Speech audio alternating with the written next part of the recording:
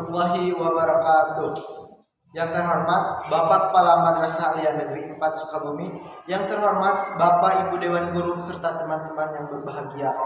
Puji dan syukur marilah kita panjatkan kehadirat Allah Subhanahu wa taala. Salawat dan salam semoga selalu tercurah limpahkan kepada Nabi Muhammad SAW. Hadirin yang berbahagia, sudah bukan hal yang aneh di negara kita saat ini.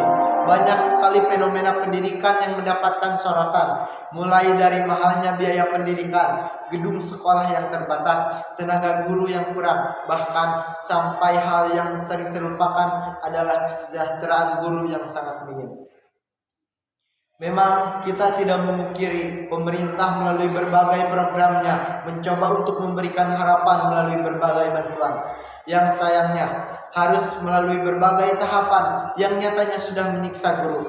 Pemerintah memberikan bantuan bersyarat, mereka harus memenuhi ini itu, mereka harus mengikuti tes ini itu, dan bahkan akibatnya tidak pernah mereka pikirkan akan sangat berdampak dalam aktivitas pembelajaran di sekolah.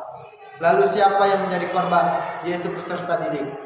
Mereka menjadi korban keganasan bantuan yang pemerintah berikan kepada guru mereka.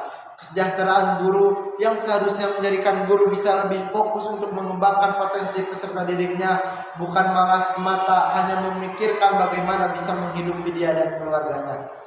Kesejahteraan guru yang bisa menjadikannya mengeluarkan kemampuan maksimalnya, bukan malah memikirkan dari mana biaya hidupnya. Kesejahteraan guru yang semestinya menjadikannya pribadi yang paling dihargai, namun nyatanya teraniaya. Kesejahteraan yang seharusnya menjadikannya tenang tanpa harus berpikir lagi dari mana aku membiayai hidup, bukan malah menjadikannya harus mencari berbagai peluang mencari tambahan.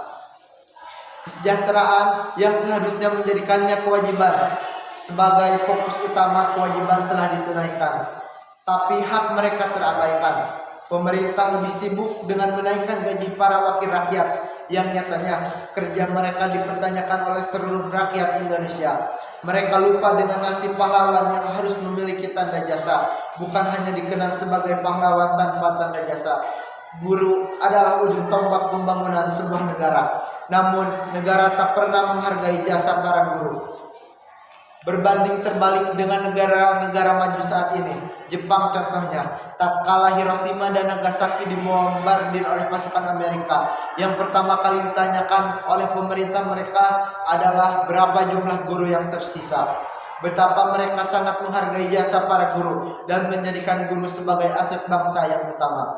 Sampai kini kita masih sering melihat bagaimana kondisi pendidikan di negara kita tercinta ini. Seharusnya pemerintah kita malu dengan keadaan saat ini. Siapa yang membangun sekolah untuk orang-orang yang tak mampu? Apakah mereka yang memiliki uang? Bukan. Sampai saat ini kita sering mendengar bahwa yang lebih peduli terhadap nasib pendidikan kaum kecil ialah mereka juga yang bernasib kecil.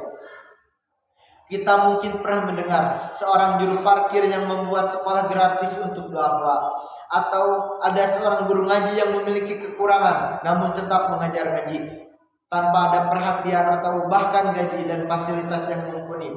Tidak malukah mereka terhadap keadaan pendidikan kita saat ini? Mereka lebih sibuk memperkaya diri tanpa memperhatikan nasib gedung sekolah yang hampir roboh, akses jalan ke sekolah yang terputus, atau bahkan para pengajar yang sering berjuang keras untuk sekedar bertahan dari kerasnya kehidupan. Pemerintah akan tutup mata untuk saat ini.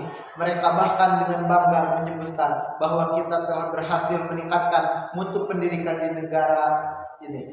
Setiap tahun anak yang putus sekolah telah berkurang memang, tapi pernahkah kita menilai kualitas output yang kini ada semakin hari semakin berkurang kualitasnya? Lantas pernahkah mereka melihat penyebab semua ini? Dengan alasan untuk meningkatkan kualitas pendidikan, mereka mengambil kesimpulan bahwa guru harus diberikan pendidikan dan pelatihan oleh pemerintah. Selama ini guru dianggap tidak memiliki keterampilan yang cukup dalam mengajar. Mereka lupa bahwasanya ketika kewajiban mengikuti pelatihan dan berbagai macam tes itu ada sebuah kewajiban yang akhirnya harus terabaikan. Guru akan lebih disibukkan dengan mempersiapkan diri untuk mengikuti latihan dibandingkan dengan mempersiapkan diri untuk mengajar. Beban guru akan dipusatkan pada hasil setelah tes dan pelatihan karena akan mempengaruhi pendapatan para guru. Yang akhirnya kesejahteraan para guru pun kembali terancam. Jika memang pemerintah ingin meningkatkan kualitas pendidikan, berikan para guru akses yang mudah dalam menjalankan roda pendidikan. Biarkan mereka fokus pada tugasnya utama, yaitu mengajar, bukan disibukkan dengan urusan duniawi lainnya. Biarkan para guru mendapatkan kemudahan akses belajar dan upgrade ilmu, bukan malah sibuk melihat hasil akhir dari setiap proses pembelajaran. Nilai hanyalah deretan angka, takkan sebanding dengan deretan pengalaman dilapangkan dengan cucuran keringat, dengan derai air mata, dengan tetesan darah. Tiada kekuatan yang lebih abadi daripada ilmu pengetahuan, yang tak pernah berat ketika dibawa dan tak lekang dimakan waktu. Tiada bakti yang abadi selain bakti kita dalam mengamalkan ilmu pengetahuan. Biarlah apa yang telah saudara kita lakukan dalam membangun pendidikan di negeri ini menjadi pelajut semangat untuk pengabdian yang lebih hakiki. Biarlah keterbatasan yang kita dapatkan menjadi sebuah harapan untuk terciptanya generasi muda yang berkualitas, berakhlak mulia, dan menjadi para pemimpin bangsa yang mampu mengeluarkan kita dari keterpurukan dunia pendidikan saat ini.